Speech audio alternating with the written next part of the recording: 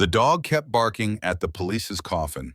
They opened the coffin, and something unexpected. The wind outside the chapel of Stonebridge howled low and constant, pressing against the stained glass windows like a ghost aching to come inside. The skies were iron gray, and the first drops of rain tapped on the stone rooftop like the hesitant prelude to something heavier inside. The chapel was filled with silence, heavy and holy, broken only by the occasional muffled sob or the shifting of bodies on wooden pews. At the front, in a casket of dark oak polished to a reflective sheen, lay the body of Harrison Trent, retired police inspector, local hero, and husband to Sarah, who now sat alone in the first row, her black-gloved hands folded tightly in her lap. She had not spoken a word since arriving. She had not cried. Her eyes were red but dry, fixed not on the casket, but on the floor, where Max lay at her feet. The German shepherd had not moved since the doors of the chapel closed. He lay in a posture of obedience and grief, head low, ears back, but his eyes were trained unblinking on the box in which his partner now rested, or was supposed to rest. As Father Michael Parker stepped to the lectern, his white robe fluttering slightly in a gust of wind that slipped through the stone walls, he cleared his throat and adjusted his glasses, then began to speak. "We are gathered here today to honor the memory of Harrison Trent, a man who gave his life in service not only to the law, but to the truth." His voice was steady, practiced, but Max's ears twitched. A low, vibrating growl started in his chest. Sarah stiffened, looked down. She whispered his name gently, more reflex than command. "Max." But the growl didn't stop. In fact, it deepened, as Father Parker continued, his voice growing warmer. More emotive, Max suddenly stood. There was a moment, a breathless pause, where it seemed the whole chapel felt it, even if they didn't know why. Max's tail was down, his hackles slightly raised, and then he barked. Once, loud, sharp. It echoed off the high stone ceiling like the cracking of a whip. Then came another, and another. He rushed forward, Sarah unable to hold him back, his paws clattering on the stone aisle as he lunged toward the casket. Barking furiously, teeth bared not in violence, but in fierce urgency. "Max, no." "Oh," Sarah called, but her voice was lost in the panic. People gasped. Some stood up, others ducked instinctively. Two men moved to restrain the dog, but paused when they saw the intensity in his eyes focused. Unafraid, determined. He barked again, pawing at the casket, circling it, then sitting suddenly and staring, ears forward, head tilted ever so slightly. Not one person in that room breathed easily. At first, it seemed obvious. Grief, they would say, dogs grieve. But Sarah sat frozen. Her mind was no longer in the chapel. It was in the woods. Years ago, during a snowstorm in 2015 when a child had gone missing and the search team was about to call it off. It was Max, only a year old then, who had refused to stop. He barked like this, exactly like this, until they followed him into the trees and found the girl, barely alive beneath a collapsed shed. That was the same year Harrison had returned home distant, different, more cautious, more watchful. He had stepped back from the force not long after, and now Max was barking like that again. Only this time, he wasn't looking into the woods, he was looking into a coffin. What is he doing? Someone whispered. Others stood slowly, nervously. Father Parker cleared his throat and tried to laugh, the sound dry and brittle. "He's grieving, loyal creatures. Sometimes they react with confusion." "No," Sarah said aloud, her voice cutting through the murmurs like a razor. "He's not confused." A small boy, no more than 6 or 7, clung to his mother's side near the aisle. He tugged on her dress. "Mom," he said, voice high, almost trembling. "Why did the man in the box blink?" The mother froze, then laughed softly, nervously. "Honey, don't say things like that." But the boy pointed. "I saw it. He blinked, like this." He demonstrated, his tiny fingers spreading his eyes wide, then snapping shut. The room had grown tense, airless. Sarah turned to the boy. "What did you see?" she asked. Barely able to breathe, the man blinked. Twice. when the dog barked really loud. Sarah stood. David Harper had been sitting 4 pews back. He hadn't taken his eyes off Max since the barking began. He was quiet, average-looking. Not someone you'd remember unless you were trained to notice. A former internal affairs agent. Now technically retired. He had a nose for when something didn't fit. And this didn't fit. He moved forward slowly, knelt beside Max, placed a steady hand on the dog's back. Max didn't growl. Instead, he leaned into David's coat, burying his head in it for just a moment, then sitting back and resuming his vigil. "What are you trying to tell us?" Boy David whispered. "Someone alive. Someone in danger." The barking stopped. Max leaned again, his whole body shaking not from fear, but from strain, tension. David stood. "I want that casket opened," he said firmly. "Now." "Absolutely not," Father Parker's voice rose. "This is a sacred moment. You will not." "With respect." "Father," David cut in, his tone calm but unyielding. "That dog isn't trained for aggression. He's trained for rescue.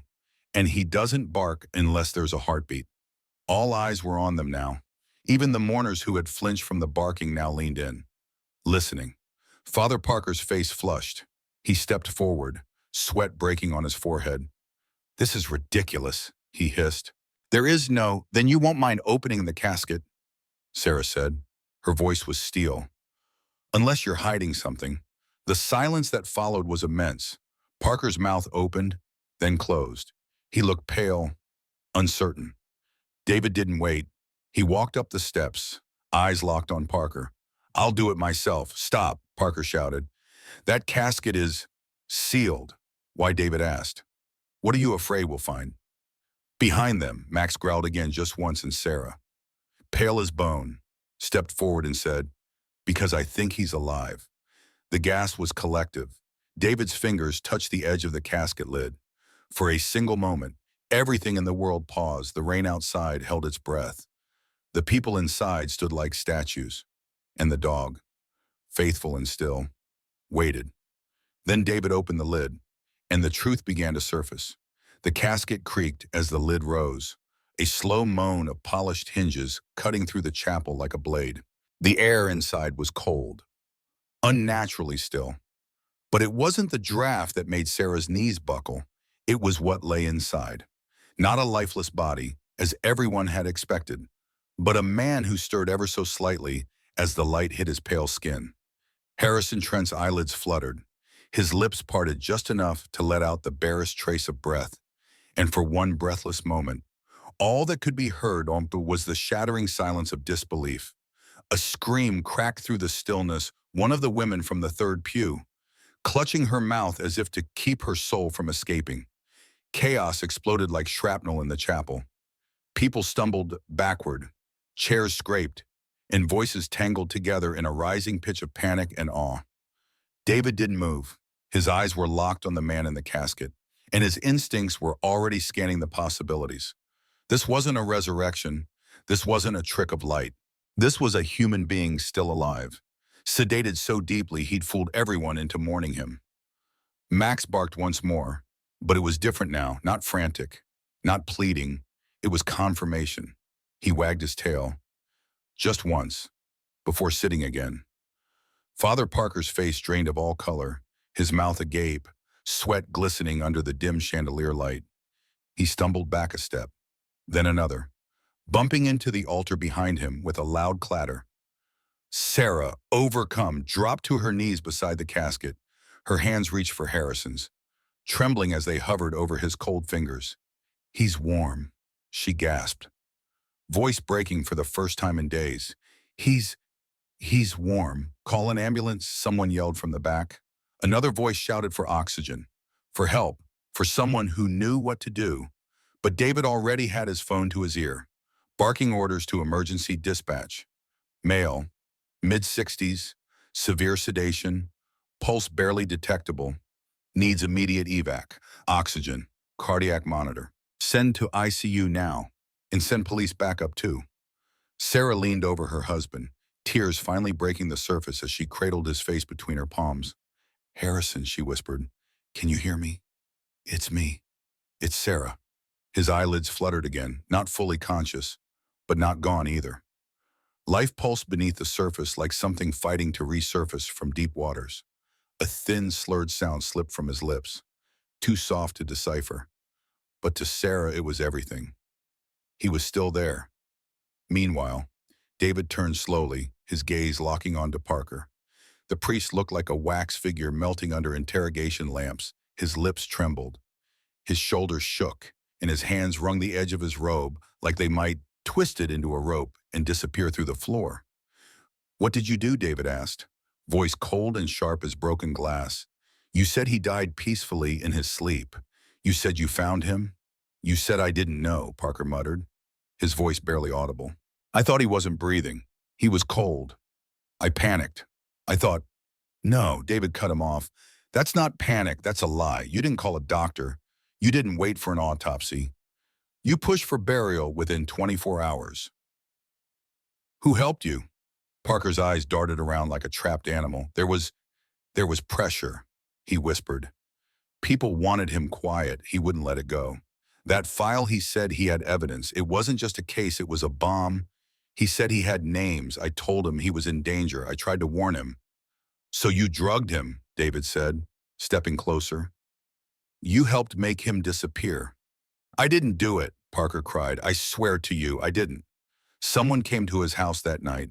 I found him the next morning, already like that. I panicked. If people thought he was dead, maybe the threat would disappear. Maybe whoever wanted him gone would stop." David stared at him for a long moment. "So you buried a man alive?" Parker collapsed to his knees, sobbing into his hands, words tumbling out with no shape or logic. "I thought it was the only way to keep him safe. I thought I was buying time. I thought he'd wake up and—" "And what?" Sarah snapped, her voice suddenly full of fury. "Wake up in a coffin. Struggle until he ran out of air. What kind of friend does that?" "I was scared," Parker howled. "They were watching me too." Anes. The wail of approaching sirens began to fill the air. Red and blue lights strobed through the stained glass windows like divine judgment, casting broken colors across the chapel floor.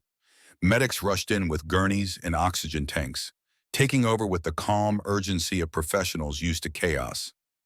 David stepped aside as they checked Harrison's vitals, calling out his pulse, oxygen levels, pupil response. "He's stable, but we need to move," one of them said. "We'll keep him under observation until the sedatives wear off fully. It's a miracle he wasn't buried already." Sarah followed them out, her hand never leaving Harrison's. Max trotted behind her, tail swaying like a banner of hope. The congregation parted like a sea, watching with stunned disbelief as the man they had just mourned was wheeled out breathing. David stood at the altar, still watching Parker. "You're not a murderer," he said, "but you're not innocent either. You're coming with me. You're going to tell internal affairs everything to me, and I mean everything." "They'll kill me," Parker whispered. "Then let's make sure they go down first," David replied. That evening, the chapel stood empty. Only flickering candles remained, some half melted, others freshly lit in quiet reverence.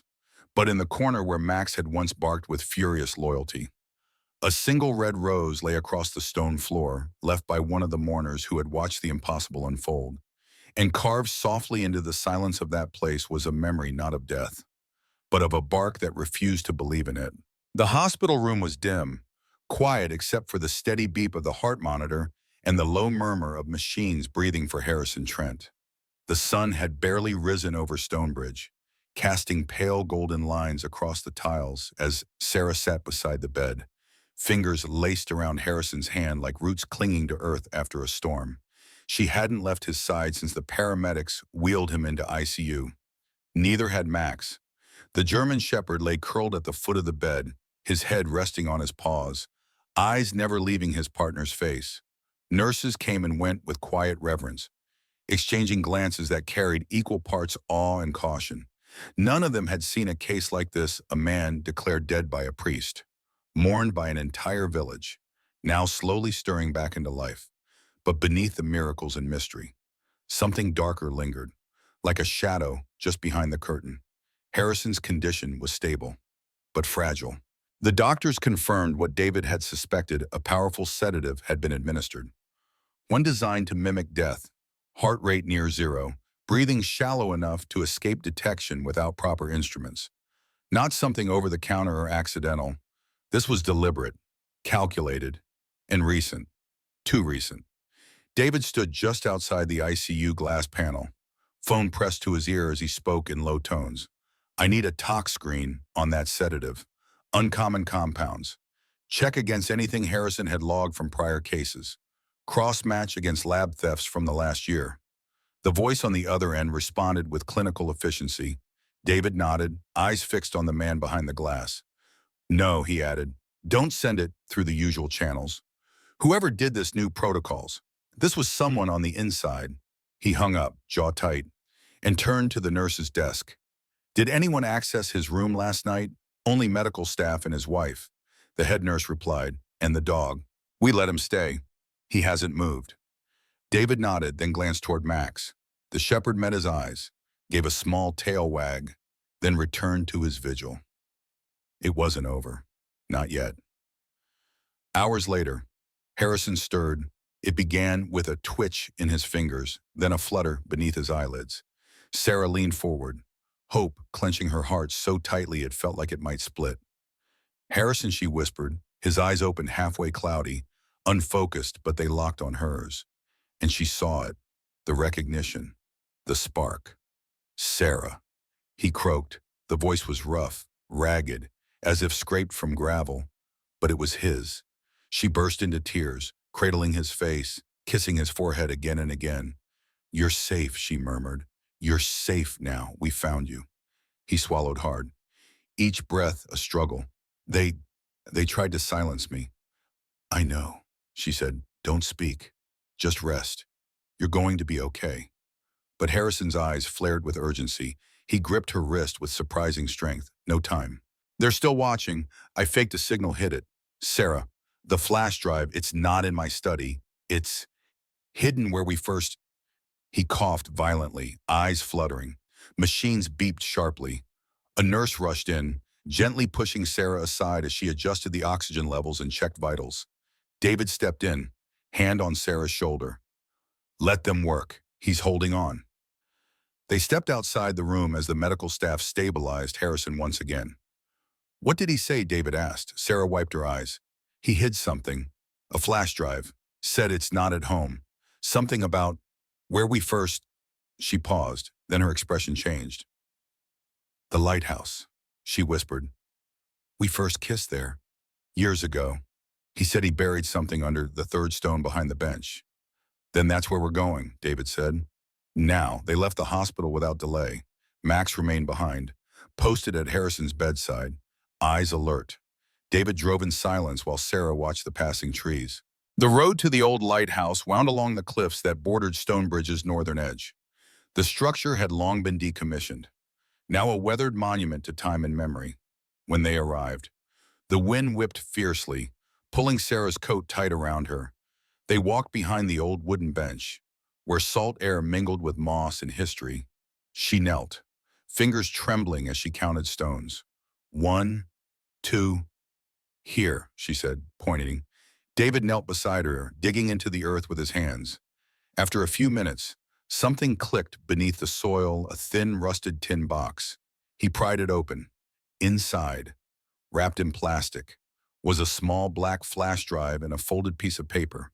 He opened the note first. It was a list, names, dates, coordinates, some circled in red, some underlined. Collins, David muttered. Larson, Myers, these are all internal affairs files. People who were supposedly clean. Some of them are judges. What does it mean? Sarah asked. It means Harrison found proof. Corruption, collusion, maybe even murders. These weren't just bad cops, they were protected. Maybe funded. Maybe used. He pocketed the drive. We can't go to the local department. Not yet. We go federal. Quietly. As they walked back toward the car, David's phone buzzed. A single message. They know. He stopped cold. Sarah saw his face pale. What is it? We're compromised, he said. Get in the car. They drove fast, tires biting into gravel behind them. A black SUV turned onto the coastal road, far enough away to not look suspicious but too consistent to be coincidence. David took a winding detour through old back roads, finally reaching a farmhouse 2 miles out from town. It belonged to a retired agent he trusted, one of the few still off-grid. They were granted shelter for the night. Meanwhile, at the hospital, Max raised his head. He growled low, then stood, posture tense. Someone had entered the hallway dressed as a nurse, but the scent was wrong. Max's ears flattened. The man approached Harrison's door, glancing left and right. Max stepped into the hall. Body low, teeth bare, the man froze. They locked eyes. Max growled louder, chest heaving, tail still. A second later, the man turned and walked away, but not toward the exit, toward the stairwell. Max barked, loud and fierce, and a security guard came running. By the time they reached the stairs, the man was gone. But Max had made his point. Harrison wasn't unguarded, not anymore. That night, as Sarah sat beside a fire in the farmhouse, clutching the flash drive in her palm like a sacred relic, David stood by the window, watching the road, the trees, the shadows. "We have something they'll kill to bury," he said. "And if we don't move fast, we might join the list of names your husband circled in red." "Then let's do what Harrison couldn't," Sarah said quietly. "Let's finish it." The fire popped in the hearth, outside. Wind howled through the trees. And somewhere down a dark road, a car idled without headlights, its driver watching the house through a scope, waiting. The farmhouse stood like a lone sentinel in the wind-battered countryside, its shutters rattling softly as the night deepened. Inside, the fire cracked with a tired rhythm, casting flickering shadows against the faded wallpaper and warped floorboards. David didn't sleep. He paced slowly, methodically. The flash drive now sealed inside a waterproof envelope tucked beneath a floorboard near the hearth. Sarah had fallen into a shallow rest on the worn couch, her hands still curled around the last photograph she had taken with Harrison, the three of them, including Max, smiling beside the lake 2 summers ago, a world away. At 3:17 a.m., David saw the shape shift outside the front window, a flicker, like a shadow breaking away from the trees. He was already reaching for the revolver hidden in the drawer by the door. Motion-activated lights didn't exist here, and the owner had warned him if someone comes after dark. "They're not coming to talk." He clicked off the last lamp in the room, bathing them in darkness, then moved like a ghost to the side window. A black SUV had parked halfway down the dirt road. Headlights off, engine silent.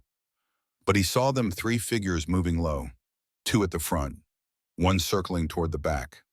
"Sarah," he whispered. She sat bolt upright. "What?" "They're here." She stood quickly, eyes wide but steady, already clutching her coat. The drive still safe. "But we're not." David moved to the back door, listening as footsteps creaked onto the porch. He reached up, flicked the old breaker switch hidden behind a painting. The front porch light snapped on, blindingly bright. The figures flinched. David flung open the door and fired a single round into the air. "Next one's not a warning," he shouted. The intruders froze. One turned and bolted.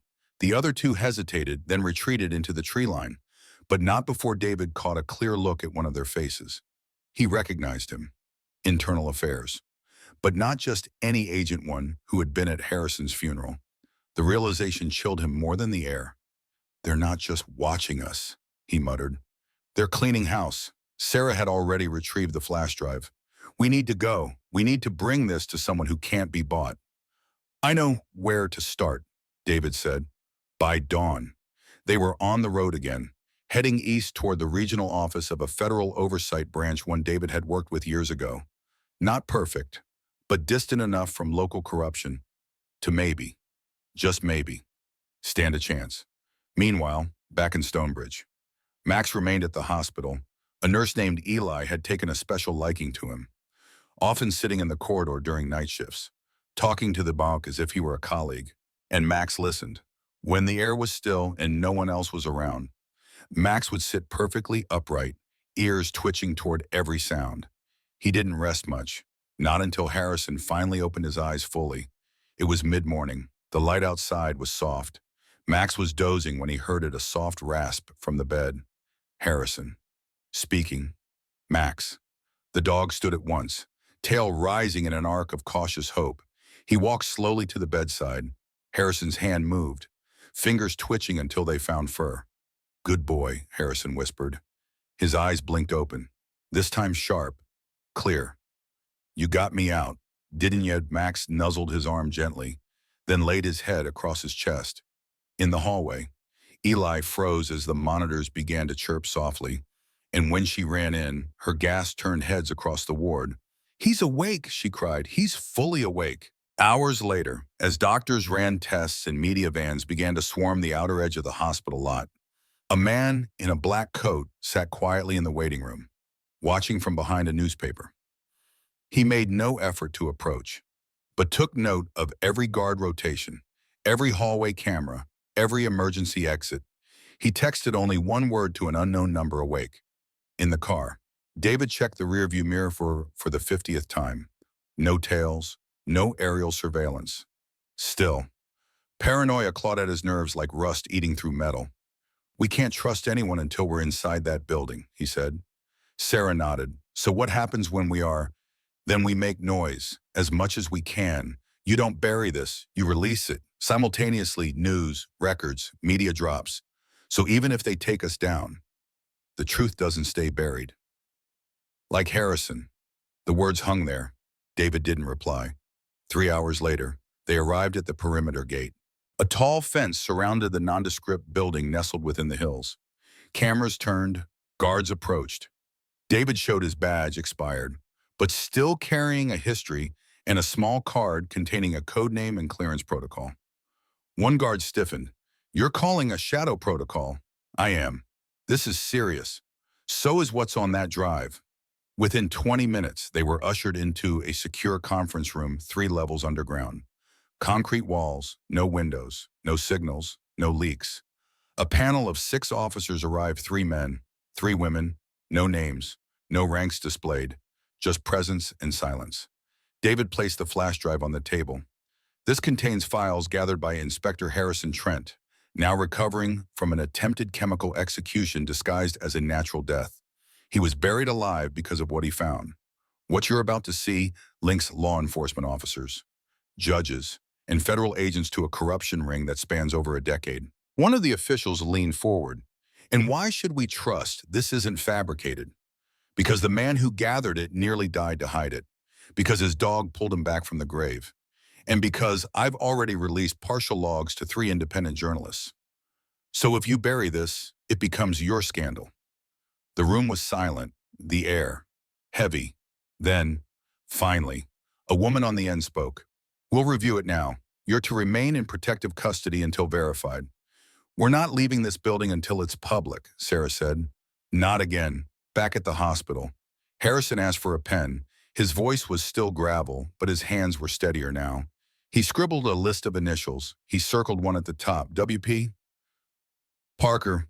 He tried to stop it, he said to Eli, but he was scared. I should have trusted someone else." "You're safe now," she said. But Harrison shook his head. "No, not until they fall," in the corner. Max stood up, ears turning. The air in the room shifted. The corridor outside, once calm, erupted with noise. An alarm, running feet. Harrison tried to sit up. "What's happening?" But Max was already at the door, growling. Someone was coming, someone fast, someone who didn't belong. As the door flew open, Max lunged. The fight wasn't over. It had only just begun. The door slammed open with a thunderous crack as the intruder lunged into the hospital room, gloved hands reaching for the IV lines and monitor cables. A syringe clutched in his right fist, glinting under the fluorescent light. But before he could take a step further, Max was already airborne. The German shepherd's growl rose into a snarl mid-leap. All muscle and instinct honed by years of training in one unbreakable bond. The man barely had time to react before Max collided with him, knocking him to the floor with a vicious thud that cracked tile and bone alike. The syringe skidded across the linoleum, spinning once before coming to rest under the sink. Harrison shouted weakly from the bed as nurses screamed from the hallway. Someone hit a panic button, and within 30 seconds the room was flooded with hospital security and 2 off-duty officers who had been stationed outside Harrison's door. Max stood over the man, teeth bared inches from his throat, his weight pinning the would-be assassin to the ground. The man tried to twist free, but Max adjusted instantly, his jaws clamping just enough to stop him. Not enough to kill, but enough to leave a mark. The moment Harrison's vitals had steadied and the intruder was in custody, David received the call. He and Sarah were still in the concrete briefing room. The flash drive now splayed across half a dozen monitors. Data decrypted, evidence compiled into live feeds showing photos, names, transactions, communications, falsified death certificates, case closures, and bribes. A growing operation that included not just corrupt law enforcement, but an entire chain of control stretching up to federal levels. It was, as the lead investigator whispered under his breath, the kind of file that rewrites reputations and ruins dynasties. But when David answered the phone and heard the news about the syringe, about the timing, about Max, his jaw clenched hard enough to pop. "They're still coming," he said. Even now, Sarah stood immediately, fury flashing in her eyes. "He's in a hospital bed, barely alive, and they're still trying to finish him off. They're desperate," David replied. "They know the truth's loose. This was a last shot." "Did they get him?" she asked. "Max got him first." That brought a strange pause between them, a moment of respect, of gratitude, of something unspoken. "He's still guarding Harrison?" she asked. "He hasn't left his side," David replied. "Not once." 3 hours later, the story broke. A coordinated release across every major news outlet triggered from inside the federal facility the moment the last verification was completed. The files from the drive were distributed in a timed cascade news articles, anonymous leaks, backup archives on international servers, and a public video from Sarah. In it, she sat beside Harrison's hospital bed, holding his hand, Max resting beside them. "This is my husband," she said softly to the camera. He was almost buried alive, not because of a mistake, but because he discovered something powerful people didn't want known. He trusted the wrong friend, and he paid the price. But he lived, because of this doll, and because the truth has teeth. And now, so do we. The message hit millions within minutes. The hashtag at #TheBarkThatSavedALife trended worldwide. Overnight, Harrison Trent went from quiet hero to national symbol. Whistleblower organizations, legal watchdogs, and international journalists descended on Stonebridge and the federal office. The Department of Justice launched emergency hearings. Arrests began before the week was out. William Parker, former priest and unwilling accomplice, surrendered voluntarily, offering a full confession and key testimony in exchange for protection. He spoke tearfully during a closed deposition, admitting to his role and expressing deep remorse.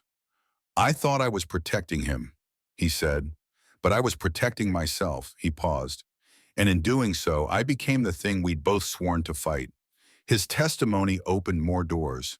It confirmed the link between Harrison's case and several unsolved deaths that had been ruled natural causes, but were now considered targeted silencing. Dozens of buried truths clawed their way back to the surface. Meanwhile, back at the hospital, Harrison slowly healed. His voice returned first, a low rasp at first, but growing stronger every day. He and Sarah would sit for hours, sometimes speaking in whispers, sometimes in silence. Max remained close, as if the thread that tied him to his partner could not be frayed by time or trauma. One night, as the moon painted the hospital walls in silver, Harrison sat up fully for the first time, his hand resting on Max's head. "You never stopped," he said, eyes wet. "You never gave up on me." Max nudged his hand, tail thumping quietly. A few days later, Harrison asked to see David. The reunion was quiet, heartfelt. The two men shook hands, then embraced like brothers. "You got the truth out," Harrison said. "You got us through." "No," David replied, nodding toward Max. "He did. We just listened." When Harrison was finally cleared to return home, the hospital staff lined the hallway. Nurses, doctors, even janitors clapped as the wheelchair rolled past. And walking right beside it, step for step, was Max. No leash needed, no commands required. The town of Stonebridge held a public event in the chapel where it all began. But this time, no caskets lined the altar, only garlands, candles, and applause. Harrison stood before the crowd, cane in hand, voice clear. I was almost buried before my time. Not by the earth, but by fear. The truth is dangerous, but silence is worse. Then he turned to Max, who sat at his side in full uniform vest, a special medal pinned to the front. This dog didn't just save my life, Harrison said. He saved yours too, because without him, the truth would still be in the ground. The crowd rose in standing ovation. Mac barked once sharp, proud, and the sound echoed in the chapel like a final exclamation point. A month later, a bronze statue was installed in the courtyard outside the hospital. It depicted Max mid-bark, his eyes locked forward, body poised. Beneath it, a plaque read, "The bark that saved a life and awakened a nation. Sarah, Harrison." And Max visited the statue once a week. Sometimes they brought flowers, sometimes just silence, but always together. And on one quiet morning, as a breeze rolled through the trees and the world seemed to exhale, Harrison bent down beside his friend and whispered, "If I had been left in that box, I would have died forgotten. But you barked, and that bark woke up the world." Max leaned into his side, tail slowly wagging. He didn't need to speak. He never had. The truth had already been heard.